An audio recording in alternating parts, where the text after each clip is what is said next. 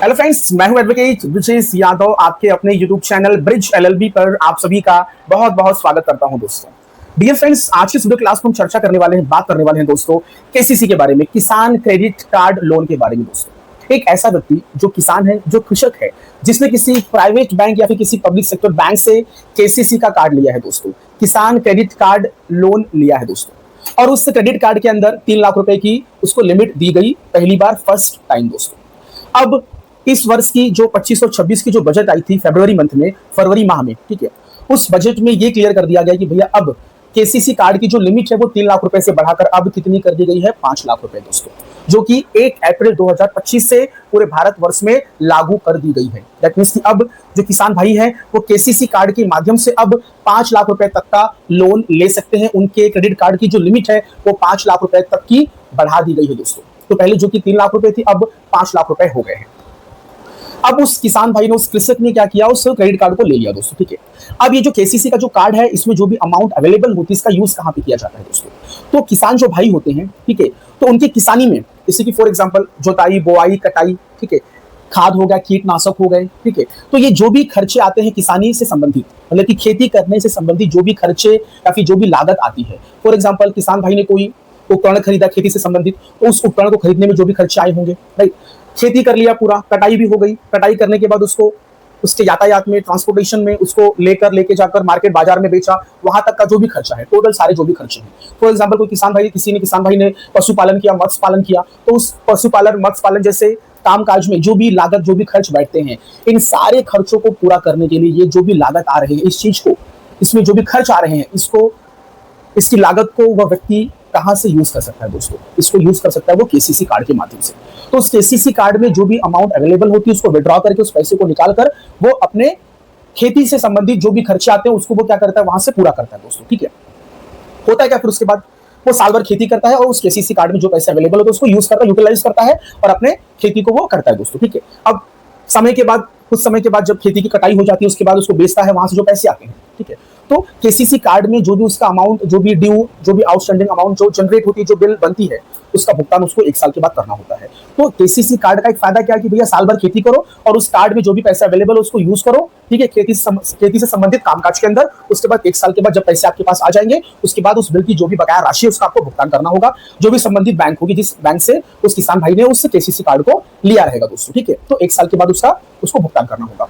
और इस KCC card का एक फायदा यह है कि इसमें जो ब्याज की जो दर होती है, जो लिमिट होती है, मतलब जो ब्याज का जो दर होता है वो सबसे कम होता है दोस्तों, ओनली 4%, सिर्फ 4% होते हैं बस। और लिमिट भी बढ़ गई है, पहले 3 लाख थी, अब 5 लाख रुपए हो गए। तो आपको 5 लाख रुपए तक का आपको जो लोन है, आपको 4% के वार्षिक ब्याज दर पर आपको मिलेगा दोस्तों। मतलब कि पूरे साल भर का जो ब्याज है, जो इंटरेस्ट होगा पूरे साल भर का, ठीक है, जो भी आपका बकाया राशि होगा उस पर सिर्फ 4% ही आपको इंटरेस्ट देना होगा वार्षिक, ठीक है। तो ये सबसे बड़ा ये प्लस पॉइंट है किसानों के लिए दोस्तों, ठीक है। अब हम बात करेंगे कि यदि किसी केसीसी कार्ड धारक या फिर होल्डर की मृत्यु अचानक, ठीक है, जैसे कि सपोज फॉर एग्जांपल उसकी कोई, उस किसान की नेचुरल डेथ हो गई, ठीक है, प्राकृतिक डेथ हो गई, मृत्यु हो गई, या फिर किसी दुर्घटना में, किसी कोई एक्सीडेंटल कोई उसका डेथ हो गया, किसी दुर्घटना में उस किसान भाई की मृत्यु हो गई दोस्तों, तो ऐसे में कहीं ना उस केसीसी कार्ड में जो बकाया जो राशि है, जो आउटस्टैंडिंग जो अमाउंट है, अब उसका भुगतान कौन करेगा दोस्तों? यहाँ पे एक प्रश्न चिन्ह आ जाता है। आज इस वीडियो क्लास में हम इसी के बारे में डिटेल में, विस्तार में चर्चा करेंगे कि केसीसी कार्ड धारक की मृत्यु होने के बाद उस बकाया राशि, उस कार्ड में जो भी अमाउंट बाकी है, उसका भुगतान कौन करेगा, उसके बारे में आज हम इस वीडियो क्लास में चर्चा करेंगे और बात करेंगे दोस्तों। डियर फ्रेंड्स, वैसे तो जब केसीसी कार्ड धारक की जब मृत्यु हो जाती है तो उनके जो किसान के जो लीगल हेयर्स, जो वारिसदार होते हैं, उनकी जिम्मेदारी बनती है कि भैया बकाया राशि का पेमेंट करना है। अब ऐसे में बकाया राशि का कितना भुगतान करना है? क्या पूरा लोन माफ हो जाएगा, या फिर आंशिक रूप से आधा लोन माफ होगा, या फिर सिर्फ ब्याज माफ होगा, आपको प्रिंसिपल मुद्दल मूलधन भरना होगा, या फिर आधे से भी कम राशि माफ कर दी जाएगी दोस्तों? तो इसके बारे में आज हम डिटेल में और विस्तार में इस वीडियो क्लास में चर्चा करेंगे मेरे प्यारे दोस्तों। डियर फ्रेंड्स, एक बात आपको दिमाग में सेट और फिट कर लेना कि भैया कोई भी लोन हो, उसकी माफी, जो बैंक है ना, बैंक, इस बैंक से आपने लोन लिया है, आपने केसीसी कार्ड लिया है, तो जो भी बैंक होगी वो अपनी तरफ से लोन पूरी तरीके से माफ नहीं करेगी। इस बात को आप नोट कर लीजिए। यदि कोई स्कीम है, कोई योजना है, उस स्कीम और योजना के तहत माफी मिल सकती है लोन की, लेकिन कोई भी बैंक अपनी इच्छा, अपनी वॉलंटरली अपनी तरफ से किसी भी लोन की माफी नहीं करती है दोस्तों। इस बात को आपको नोट कर लेना है, ठीक है। सी, किसान भाई की मृत्यु हो गई, एक्सीडेंटल मृत्यु, कोई दुर्घटना में मृत्यु हो गई, या फिर उसकी कोई नेचुरल डेथ हो गई, राइट, प्राकृतिक रूप से कोई उसकी डेथ हो गई, तो ऐसे में होगा क्या, चलो व्यक्ति की डेथ हो, किसान की डेथ हो गई, तो उसका जो सिविल स्कोर है वो खराब होगा, वो बात की बात है, ठीक है। उसने नहीं भरा, काफी लंबे समय तक डिफॉल्ट मतलब डिफॉल्ट में रहा, नहीं भर पाया, तो उसका जो वारिसदार जो होगा, जो उसका लीगल हेयर्स होगा, वो उसको भरेगा, ठीक है। तो अंत में होता क्या है, तो जो वारिसदार जो लीगल हेयर्स होते हैं वो क्या करते हैं, बैंक के साथ में बैठकर बातचीत करके सेटलमेंट के ऑप्शन पे जाते हैं दोस्तों। तो होता क्या है, सेटलमेंट का जो ऑप्शन है उसको चुना जाता है। तो जो बैंक होती है, जो या फिर जो लोन कंपनियां जो केसीसी कार्ड जो इशू करती है किसान को, तो वो क्या करते हैं, उनके जो लीगल हेयर्स उनके साथ में मीटिंग करके बातचीत करके समझौता करके क्या होते हैं, सेटलमेंट की तरफ जाते हैं दोस्तों। तो ये एक लास्ट ऑप्शन है भैया सेटलमेंट का, क्योंकि देखिए क्या होता है, किसान जो कार्ड का जो होल्डर जो धारक है उसकी तो मृत्यु हो गई, तो उसका सिविल स्कोर खराब हो ना हो उससे कोई फर्क नहीं पड़ता है दोस्तों, ठीक है। क्योंकि भविष्य में भैया जब वो किसान व्यक्ति रहा ही नहीं तो उसके सिविल स्कोर से उसको क्या मतलब है, ठीक है। तो सेटलमेंट का ऑप्शन आ जाता है। दूसरी चीज, सपोज फॉर एग्जाम्पल उस किसान भाई ने उस केसीसी कार्ड का जो है सपोज फॉर एग्जाम्पल 3 लाख रुपए अमाउंट यूटिलाइज किए थे, यूज किए थे, ठीक है। उसकी जो बकाया जो राशि वो 3 लाख रुपए है, ठीक है। तो अब कैसे इसकी माफी हो सकती है, सी बैंक तो माफ नहीं करेगी, बट किसी योजना, किसी स्कीम या फिर कोई इंश्योरेंस, कोई बीमा यदि उस किसान भाई ने लिया रहेगा तो उसके तहत सेट ऑफ किया जा सकता है। सेट ऑफ का मतलब एडजस्टमेंट है, ठीक है। जैसे कि सपोज फॉर एग्जाम्पल यदि किसान भाई ने केसीसी कार्ड लिया, ठीक है, और साथ में यदि उस किसान भाई ने एक योजना का लाभ उठाया था, एक बीमा योजना लिया था दोस्तों, ठीक है, एक लाइफ इंश्योरेंस लिया था, प्रधानमंत्री जीवन ज्योति बीमा योजना लिया था, ठीक है। तो प्रधानमंत्री जीवन ज्योति बीमा योजना ये जो है ये एक लाइफ इंश्योरेंस, ठीक है, उसके लाइफ को सिक्योर करता है कि यदि व्यक्ति की नेचुरल डेथ होती है तो ऐसे में उस बीमा के तहत उस व्यक्ति की डेथ होने के बाद उस व्यक्ति का जो भी नॉमिनी होगा, जो वारिसदार जो होगा, नॉमिनी जो होगा, उसको 2 लाख रुपए दिए जाएंगे। मतलब कि इस बीमा के तहत 2 लाख रुपए कवर किए जाते हैं दोस्तों। तो यदि उस किसान भाई ने इस बीमा को कराया होगा तो उसको उसकी डेथ के बाद उसके जो भी नॉमिनी होंगे उसको 2 लाख रुपए मिल जाएंगे। और इसमें इस योजना में, इस प्रधानमंत्री जीवन ज्योति बीमा योजना में जो वार्षिक जो प्रीमियम जो होता है वो होता है 436 रुपए, 436। सिर्फ आपको 436 रुपए देकर आपको इस बीमा को आपको एक्टिव रखना है, ठीक है। और इसका जो रिन्यूअल होता है वो हर साल होता है। इसका जो बोलते हैं ना रिन्यूअल, इसको एक्टिव रखने के लिए हर साल आपको 436 रुपीज का आपको प्रीमियम का भुगतान आपको उस बीमा कंपनी को करना होगा दोस्तों। तो यदि इस प्रकार का कोई यदि बीमा लिया होगा उस केसीसी कार्ड धारक ने, तो उसकी मृत्यु के बाद, उसकी नेचुरल डेथ के बाद वो 2 लाख रुपए उसके नॉमिनी को मिल जाएगा और वो 2 लाख रुपए वहां पर उस केसीसी कार्ड के अंदर उसके खाते में उस पैसे को जमा करके आप क्या कर सकते हैं, सेट ऑफ और एडजस्ट कर सकते हैं दोस्तों।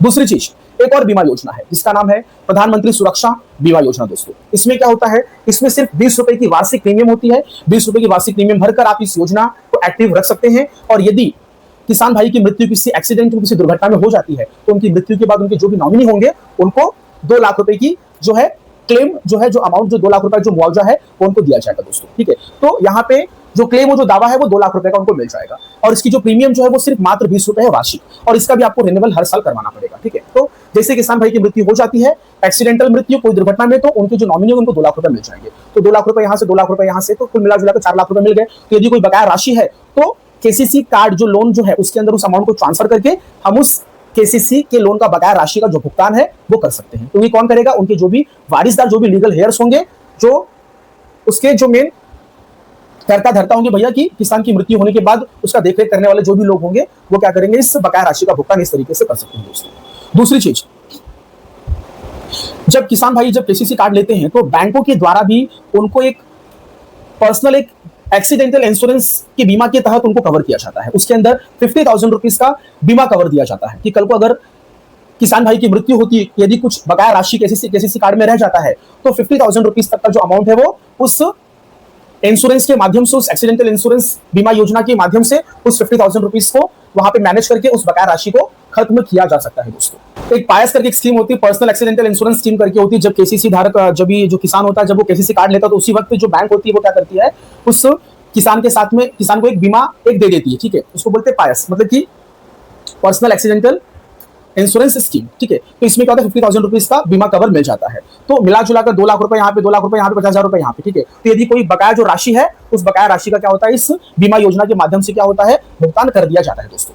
अब यहाँ पे प्रश्न ये उठता है कि यदि उस किसान भाई ने ये 2 योजना, इस बीमा योजना का लाइक इंश्योरेंस पॉलिसी लिया ही नहीं था तो क्या होगा फिर। तो ऐसे में एक ही ऑप्शन है दोस्तों कि यदि भारत सरकार के द्वारा यदि कोई स्कीम लाई जाती है लोन माफी योजना से संबंधित, तो उस लोन माफी योजना के तहत भाई वो केसीसी कार्ड का जो भी बकाया राशि है उसका माफी हो सकता है। और वो माफी कौन करेगा? भारत सरकार करेगी। यदि कोई स्कीम लाती है तो, जैसे कोई चुनाव वगैरह, कोई इलेक्शन वगैरह चल रहे हैं, ठीक है, तो इलेक्शन में क्या होता है, जो राजनीतिक जो पार्टियां होती है वो अनाउंसमेंट करती है, घोषणा करती है कि भाई किसान लोगों का इतना इतना अमाउंट हम लोन माफ करेंगे, ठीक है। तो वैसे में क्या होता है, जो भारत सरकार होती है वो क्या करती है, बैंक को कंपनसेट करती है, उनकी जो बकाया जो भी राशि होती है वो बैंक को प्रदान कर देती है। तो इस तरीके से उस केसीसी लोन का जो बकाया जो राशि है उसका भुगतान कर दिया जाता है दोस्तों। बाकी लास्ट ऑप्शन क्या है? सेटलमेंट है। तो जो भी उसके जो भी लीगल हेयर्स है या फिर जो भी नॉमिनी होंगे उस किसान भाई के, वो क्या करेंगे, बैंक के साथ में बातचीत की, सेटलमेंट करके, नेगोशिएशन करके, समझौता करके कुछ कम से कम पैसे देकर क्या कर सकते हैं, बोलो, उस केसीसी लोन का सेटलमेंट करवा सकते हैं दोस्तों, ठीक है। तो ये पूरा तरीका था कि यदि केसीसी कार्ड धारक की यदि मृत्यु हो जाती तो उसके बाद उसकी बकाया राशि का भुगतान किस प्रकार से किया जाएगा दोस्तों।